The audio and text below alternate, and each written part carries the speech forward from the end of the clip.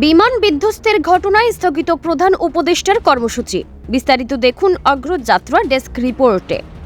রাজধানীর উত্তরায় মাইলস্টোন কলেজে বিমান বাহিনীর প্রশিক্ষণ বিমান বিধ্বস্তের ঘটনায় একদিনের রাষ্ট্রীয় শোক পালনের সিদ্ধান্ত নিয়েছে অন্তর্বর্তী সরকার।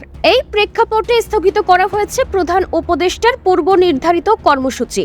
সোমবার বিকেলে প্রধান উপদেষ্টার প্রেস উইং থেকে পাঠানো এক বিজ্ঞপ্তিতে এই তথ্য জানানো হয়েছে। বিজ্ঞপ্তিতে আরও বলা হয়েছে, মঙ্গলবার সকাল 10:30টায় রাজধানীর চীন মৈত্রী সম্মেলন কেন্দ্রে জাতীয় মৎস্য সপ্তাহ 2025-এর উদ্বোধন অনুষ্ঠানে প্রধান অতিথি হিসেবে উপস্থিত থাকার কথা ছিল প্রধান উপদেষ্টার। তবে জাতীয় শোক পালনের কারণে অনুষ্ঠানটি স্থগিত করা হয়েছে। বিজ্ঞপ্তিতে আরও বলা হয়েছে, স্থগিত অনুষ্ঠানটি বুধবার একই সময়ে ও একই স্থানে অনুষ্ঠিত হবে। প্রসঙ্গত, সোমবার দুপুর 1টার পর রাজধানীর উত্তরায় দুর্ঘটনায় পড়ে বাংলাদেশ বিমান বাহিনীর একটি প্রশিক্ষণ বিমান।